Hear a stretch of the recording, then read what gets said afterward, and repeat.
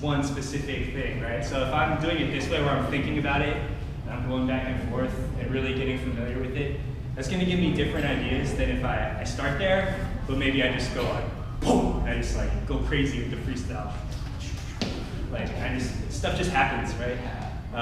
And then maybe I forget 80%, maybe 10% is I fall, and then that last 10%, maybe 1% of those are good.